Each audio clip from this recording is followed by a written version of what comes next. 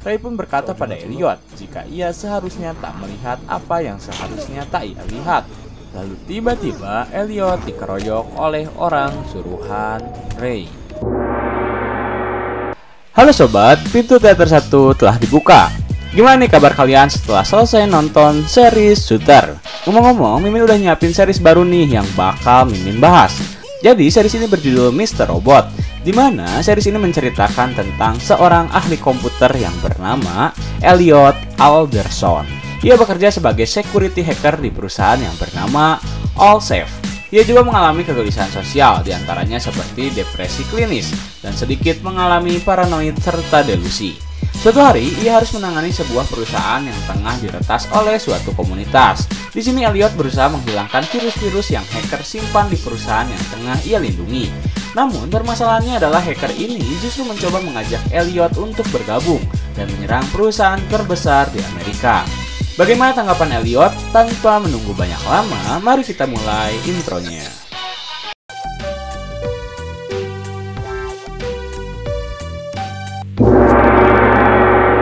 Scene diawali setelah Elliot dihajar habis-habisan oleh orang suruhan Ray.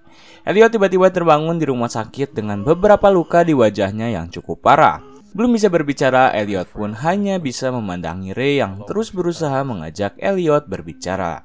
Akhirnya Ray berkata akan membiarkan Elliot untuk beristirahat, sementara dirinya akan menunggu di luar. Kemudian scene berpindah pada Angela yang sedang diajari cara meretas oleh Mobley. Mobley menjelaskan beberapa pembelajaran dasar bagaimana meretas. Ia pun menjelaskan suatu benda yang bisa menjaring seluruh data ponsel milik anggota FBI dalam waktu sekejap saja. Namun setelah cukup lama ia mengajari Angela tak kunjung bisa melakukan hal itu. Di mana Trenton bahkan Mobley sendiri mengatakan jika Angela tak mungkin bisa langsung meretas dalam waktu 24 jam. Mobley meminta pada Darlene untuk memberinya waktu lebih untuk mengajari Angela. Tetapi Darlene berkata jika mereka tak punya waktu lagi.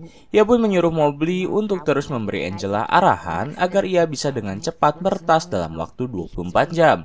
Karena jika mereka telat dalam melakukan hal ini, maka Evil Cop akan segera menutup akses datanya dengan cepat.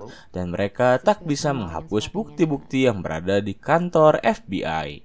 Lalu setelah cukup lama belajar, waktu untuk Angela beraksi pun tiba. Dan di satu sisi pula, teman Darlene yang bernama Cisco datang di waktu yang tepat. Tetapi saat Cisco datang, Angela tiba-tiba terpaku olehnya dan terus melihat ke arah Cisco. Bagaimana tidak, Cisco adalah orang yang memberi Oli sebuah CD berisi malware yang menjadi penyebab kematian Gideon. Namun, Angela tak ingin membahas hal itu dan ia berkata jika ia mengira mengenal Cisco, tetapi rupanya tidak. Lalu ia mengambil alat yang Cisco bawa dan segera pergi ke Evil Cop untuk menyimpan barang tersebut di kantor FBI. Aksi pun dimulai, mereka membagi tugasnya masing-masing, di mana Darlene menyewa sebuah hotel dengan cara yang ilegal tentunya. Ia menyamarkan dirinya dan berpura-pura meminta sebuah handuk pada office girl milik hotel. Dan saat office girl itu tiba, Darlene berpura-pura berterima kasih padanya, sembari mencuri akses kartu masuk ke kamar yang office girl itu miliki. Lalu ia dengan mudahnya mengakses kamar hotel tanpa perlu membayarnya. Setelah semuanya siap, ia pun langsung berkomunikasi dengan timnya. Angela sudah berada di perusahaan Evil Cop, sementara Mobley sudah siap menuntun Angela melakukan apa yang harus ia lakukan. Lalu Angela menyusup masuk ke kantor FBI yang berada di dalam gedung Evil Cop dan memasuki kamar mandinya. Di dalam sana Angela langsung merakit barang yang ia dapatkan dari Cisco, tentunya dengan beberapa halangan karena di dalam toilet. Dia juga tak sendiri, melainkan ada petugas kebersihan di dalamnya. Ia pun mengecilkan volume suaranya dan berusaha terdiam dahulu menunggu petugas kebersihan itu pergi. Akhirnya, setelah petugas kebersihan tersebut pergi, ia melanjuti tugasnya untuk merakit benda tersebut. Setelah berhasil merakit dengan bantuan Mobley dan Darlene telah mendapatkan akses wifi mereka, Angela pun berusaha untuk segera pergi dari kantor FBI. Tetapi saat ia keluar, tiba-tiba ia ditahan oleh seorang agen FBI yang bertanya tentang diri Angela. Ia pun berbasa-basi padanya dengan mengajak Angela makan malam setelah ia selesai bekerja. Angela yang kebingungan pun meminta bantuan pada Darlene serta Mobley. Kemudian mereka pun dengan segera mencari identitas lelaki tersebut untuk bisa segera menyingkirkannya. Karena tak bisa berbicara dengan mereka, akhirnya Angela melakukan improvisasi. Ia berkata jika dirinya harus menemui seseorang malam ini, dan dengan terpaksa harus menolak ajakan agen FBI tersebut. Tetapi rupanya usaha tersebut sia-sia, karena agen FBI itu tak ingin mendengar penolakan dari Angela, dan menginginkan dirinya untuk makan malam bersamanya. Angela semakin tersedut, namun beruntungnya Mobley telah berhasil mendapatkan identitas agen tersebut dan langsung melakukan suatu hal, yaitu mencoba menelpon ponselnya atas nama ibu dari agen tersebut. Tetapi agen tersebut justru menolaknya dan tak mengangkat telepon itu. Lalu ia bertanya tentang di bagian mana Angela ditempatkan, yang membuat Angela semakin bingung harus menjawab apa. Agen tersebut berkata jika pekerja non-federal tidak diperbolehkan berada di kantor FBI.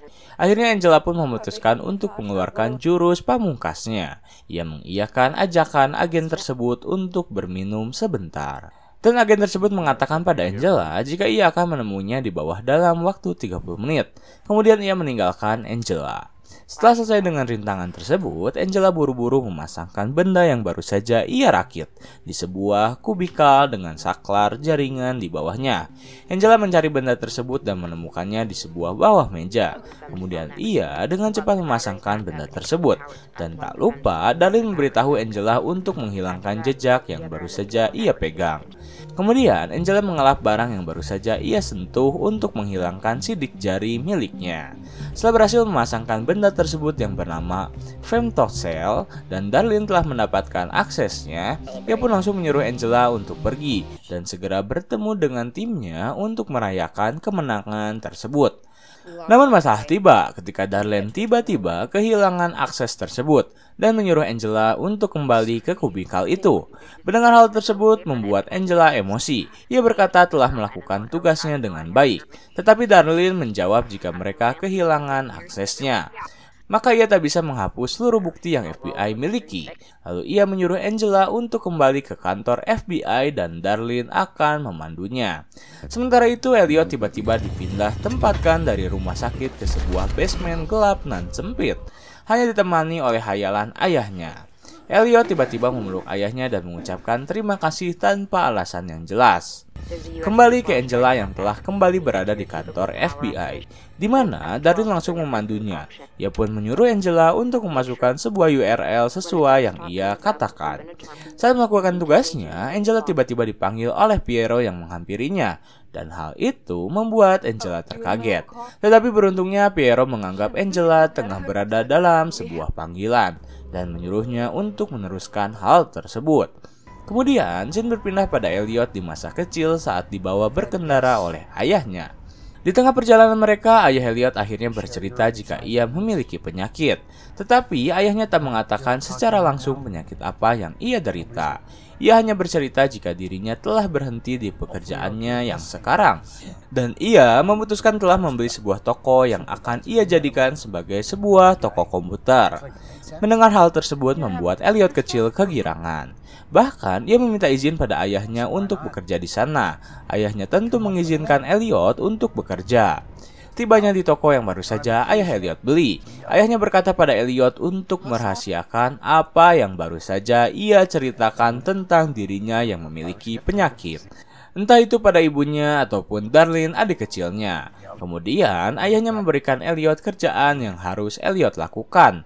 Dan pekerjaan awal yang harus Elliot lakukan adalah menentukan sebuah nama yang akan ayahnya jadikan sebagai nama toko mereka. Dan nama yang Elliot pilih adalah Bersambung. Gimana nih, seru nggak series Mr. Robot ini? Lanjut apa enggak ya? Coba komen di kolom komentar. Oke, segitu dulu dari Mimin. Pintu teater 1 telah ditutup dan salam untuk keluarga di rumah.